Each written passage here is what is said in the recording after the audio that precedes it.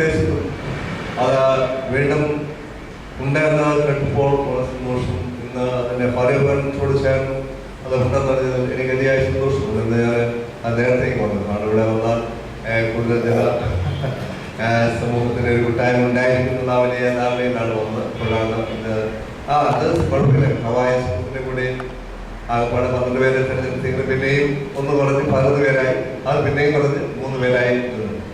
അത് സന്തോഷം തന്നെ. എന്നാലും ദൈവരാജ്യം കെട്ടുപടി ചെയ്തിട്ടുണ്ടാവും ആ ദിവ്യമായ ഓർമ്മ. കാരണം ഇത് നമുക്ക് ഐക്യത്തോടെ കാത്തു സൂക്ഷിക്കേണ്ട ആവശ്യമാണ്. പുൽപ്പള്ളി എന്ന് പറയുമ്പോൾ ഇവിടെ എല്ലാ സഭാവിഭാഗങ്ങളും എപ്പിസ്കോപ്പലിൻ്റെ എല്ലാ ബ്രാഞ്ചുകളും ഇവിടെയാണ്. അതുകൊണ്ട് ഇവിടെ ശക്തമായ ഒരു ഏകീകരണത്തിൻ്റെ ഒരു വേദിയാണ് മണ്ണങ്ങാട് പുൽപ്പള്ളി. അതിനുശേഷം വർത്തമാപള്ളികൾ, അതുപോലെ ഭദ്രാസനങ്ങൾ, സീസായ ദേവാലയങ്ങൾ, പുരാതനമായ സീസായ ദേവാലയം, കരികാട്, അങ്ങനെയുള്ള ഒരു നല്ല ഒരു ദേശമാണ്. ആ ദേശത്തിന് ക്രിസ്തീയ സാക്ഷ്യം ദേശത്തിന് അനുഗ്രഹമായി തീരുന്നത്. അനുഗ്രഹങ്ങളുടെ വേദിയാണ് അനുഗ്രഹമായി തീരുന്നത്. കാരണം നമ്മുടെ കയ്യിൽ ആ ദൈവത്തിൻ്റെ ജീവന്റെ വചനമാണ് നമ്മെ ഏൽപ്പിച്ചിരിക്കുന്നത്. നമ്മുടെ പൗരോഹിത്യ പ്രമാണത്തിൽ കൂടെ ദൈവം ഏൽപ്പിച്ച ദൈവത്തിൻ്റെ തിരുവചനം, ആ തിരുവചനം ജനത്തിന് കൊടുക്കണം, ദേശത്തിന് കൊടുക്കണം. ആ ദേശത്തിന് കൊടുക്കുമ്പോഴാണ് സഭയുടെ ഐക്യവും. മാത്രമല്ല ഈ കൂട്ടായ്മ ദേശത്തിന് എത്രമാത്രം അനുഗ്രഹമാണ് എന്നുള്ളത് തെളിയിക്കുവാൻ സാധ്യമായി തീരുകയാണ്. അത് വലിയൊരു സന്തോഷത്തിൻ്റെ അനുഭവമാണ്. അതുകൊണ്ട് നമ്മളുടെ ഈ ഐക്യ കൂട്ടായ്മ അല്ലെങ്കിൽ ഐക്യമായിട്ടുള്ള നമ്മുടെ സഭയുടെ ഈ കൂടി ഒരു ഏറ്റവും അനുഗ്രഹമാകട്ടെ എന്ന് ഞാൻ ആശംസിക്കുകയാണ്, പ്രാർത്ഥിക്കുകയാണ്. കർത്താവിനെ വലിയ പ്രാർത്ഥന എപ്പോഴും ഞാൻ ഓർക്കുകയാണ്. ഞാൻ കർത്താവുമായിരിക്കും, നിങ്ങളൊന്നായിരിക്കും. അത് ഒന്നായിരിക്കാനായിട്ട് അസാധ്യമായി തീരുന്നത് സാധ്യമാണ്. ഇവിടെ ജീവിതത്തിനെയും ആ പ്രമാണങ്ങളും മാനുഷികമായ പ്രമാണങ്ങളും നിരവധി ശേഖരങ്ങളാണ് പലപ്പോഴും വൈകുന്നത് അവസ്ഥമായിരുന്നത്. പ്രസാദം എന്ന് വരുമ്പോൾ ആ ഐക്യം എന്താണ് എന്നുള്ളത് എത്രമാത്രം അത് അനായാസം കൈകാര്യം ചെയ്യാമെന്നുള്ള ഒരു ചരിത്ര പശ്ചാത്തലം എന്നതുകൊണ്ട് എനിക്ക് അതിൽ സംസാരിക്കുന്ന വലിയ ആധികാരികതയും. കാരണം സീസായ എന്ന് പറയുന്നത് തന്നെ 4 സഭാവിഭാഗങ്ങൾ, അത് ദക്ഷിണേന്ത്യ മുഴുവൻ 4 സംസ്ഥാനങ്ങൾ ഒന്ന് ചെയ്യപ്പെടുന്നതാണ് സീസായ അല്ലെങ്കിൽ ചർച്ച സൗത്ത് ഇന്ത്യ എന്ന് പറയുന്നത്. സ്പെഷ്യലി സമൂഹമായിട്ട് ഇവിടെ വന്നു, സാഹിബന്മാരവിടെ വന്നത്, വിദേശികളാണ് വന്നത്.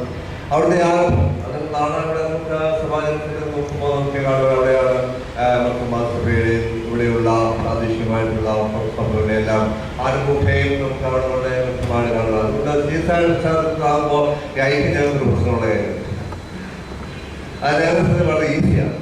ഇവിടെ എന്തുകൊണ്ടാണ് മറ്റൊന്നും സാധിക്കുന്നത്? അതിന് പറയുന്നത് കാണുന്ന എപ്പിസ്കോപ്പമാണ് മനസ്സിലുള്ളതായ ആ വചനത്തിന് വേലിക്കപ്പുറത്തുള്ള ആ പ്രമാണങ്ങളാണ് പലപ്പോഴും ഐക്യത്തിന് തടസ്സമായി നിൽക്കുന്നത്. വചനം പ്രശ്നമില്ല, വചനമാണെങ്കിൽ വളരെ ഈസിയാണ്. വചനത്തിനപ്പുറത്ത് ചില പൗരാണിക പ്രമാണങ്ങളുണ്ട്. ആ പ്രമാണങ്ങളാണ് പലപ്പോഴും എന്നും. കാരണം ഞങ്ങൾക്ക് ഇപ്പോൾ മറ്റേ സഭകളുമായിട്ടൊരു കല്യാണം നടക്കുന്നത്, ഒരു കുറി കിട്ടുക എന്ന് പറയുന്നത് ഞങ്ങളെ സംബന്ധിച്ച ആന്തരികമാണ്.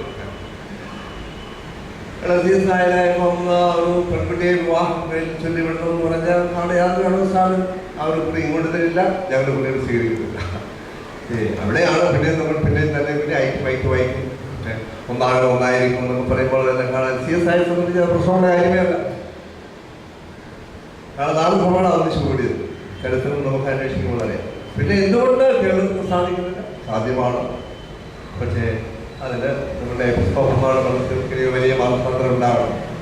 ഒരു മാനസാന്തരപ്പെട്ടു എങ്കിലും നമ്മുടെ പ്രതീക്ഷയ്ക്ക് അനുസൃതമായ മാനസാന്തരം വരുമ്പോൾ മാത്രമേ ഒന്നായി നിൽക്കുവാനും പിടിക്കുകയും കർത്താവിനെ വിളിക്കുന്നത് കാണാതെ ദേശം അത് നോക്കിക്കൊണ്ടാണ് സഭകൾ തമ്മിലുള്ള വൈരുദ്ധ്യങ്ങൾ, അവർ തമ്മിലുള്ള ആ വേർപാടിൻ്റെ ഭയങ്കരമായ കാൽവരി ക്രൂസിലെ വേർപാടുകൾ ഇടിച്ചു കളഞ്ഞ് ഒന്നായി നമ്മളെ നിർത്തുന്ന വീണ്ടും ആ ക്രൂസിൻ്റെ കീഴിലാണ് പിന്നെ വേർപാടുകൾ നമ്മൾ സൂക്ഷിച്ചുകൊണ്ടേയിരിക്കും എന്ന് പറയുമ്പോൾ ഒരു ഐക്യത്തിൻ്റെ ഒക്ടേവിൻ്റെ വൈരുദ്ധ്യമാണ് അതിലൂടെ കാണുന്നത്. ഏതായാലും നമ്മളുടെ ഈ ഏറ്റവും അനുഗ്രഹമായി തീരട്ടെ എന്ന് വീണ്ടും ആശംസിക്കുകയാണ്. മാത്രമേ ഇത് ഇവിടെ അവസാനിക്കുവാനല്ല, ആരംഭങ്ങളിൽ മുൻപോട്ട് കൊണ്ടുപോകാനായിട്ട് ദൈവം സഹായിക്കട്ടെ.